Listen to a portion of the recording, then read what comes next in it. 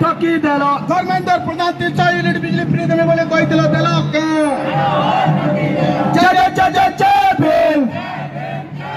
UGC लागू करो UGC जाति नारे शोषण चलिबा नहीं जाति नारे शोषण चलिबा नहीं ये जातिवादी सरकार बीजेपी सरकार मुर्दाबा ये जातिवादी बीजेपी सरकार मुर्दाबा ये नरेंद्र मोदी मुर्दाबाद अरे हर किस्ता पार्टी ठिकादार मुर्दाबाद।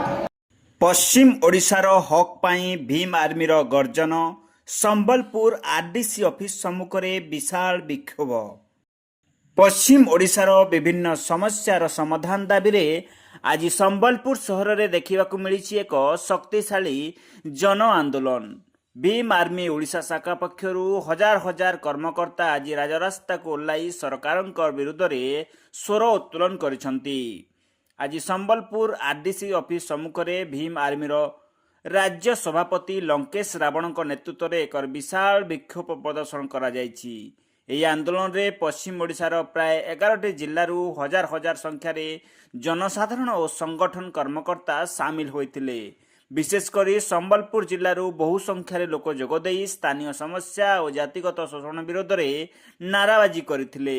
ସଂଗଠନ ପକ୍ଷରୁ ଉପସ୍ଥାପିତ 12 ଦଫା ଦାବିଗୁଡ଼ିକ ମଧ୍ୟରେ ରହିଛି ଭୂମିହୀନଙ୍କୁ ଅଧିକାର, ଭୂମିହୀନ ଲୋକଙ୍କୁ ସ୍ଥାୟୀ ଜମିପଟା ପ୍ରଦାନ, निजुक्तिर सुजोग, घोरोई कंपानी रे स्थानीय युवक युवती को दक्षता भित्ति स्थायी निजुक्ति, महंगा माड़, वर्धित गैस दर और नित्य व्यवहार्य सामग्री मूल्य वृद्धि उपरे रोक लगाइबा, शिक्षा और प्रशासन, जीएम जूनियर कॉलेज, स्थायी जमी और बिल्डिंग समस्यार समाधान एवं केंद्र सरकारंकर यूजीसी बिल प्रत्याहार।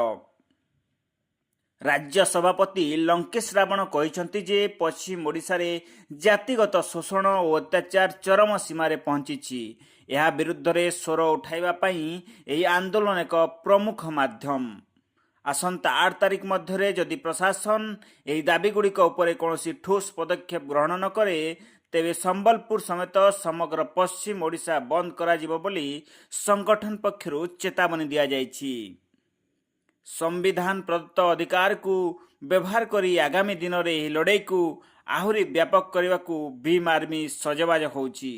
एबे देखिबा को बाकी रहिला प्रशासन ए चेतावनी को केते गुरुतर सह नेउछि।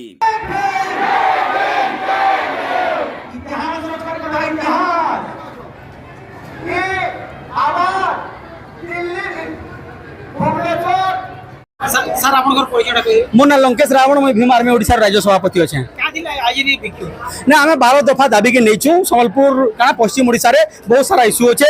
एवं आपण मैंने देखिथे जे यूजीसी बिल गोटे एक लागू करागला आसला गोटे गवर्नमेंट आनला नहीं सुप्रीम कोर्ट एवं स्टे कर देछन आ 19 तारिख हियरिंग अच्छे। सेटा गोटे आम पाखे मुख्य प्रसंग थिला जेहेतु छात्र छात्री माने 120% बढ़ीगलान भारत रे छात्र छात्री मान शोषण कॉलेज रे तार संगे 1.5 लाख केस दायर हेलान किंतु निहाती दरकार ओबीसी मान लगे ओबीसी छात्र छात्री लगी आदिवासी दलित छात्र छात्री मान लगी यूजीसी बिलटा बहुत जरूरी से लगी तार संगे आदिवासी दलित मान को ओबीसी मान को जाति नारे धर्म नारे कन्वर्सन नारे जन मारपीट चली प्रत्येक जिल्ला रे तार लगे आज आरडीसी को जणामु पत्र देमु एंता हमर पाके अनेक डिमांड होचे। इलेक्ट्रिक बिल हमर गैस सिलिंडर एबे गुडे देखिथिबे प्राइवेटाइजेशन होचे तार संगे जन एबे बाहरिया कंपनी आसुचे बाहरिया कंपनी एबे बुर्लार 30-25टा सफाई कर्मचारी को बिना नोटिस रे बसई देइचे। तो एंता अनेक हमर पाके 12टा दाबी होचे से दाबी मान को निकि रहिछु। जीएम कॉलेज रो जन बिल्डिंग टा आज तक से जूनियर जीएम कॉलेज रो बिल्डिंग रो स्थायी जमी की स्थायी बिल्डिंग नहीं पारबार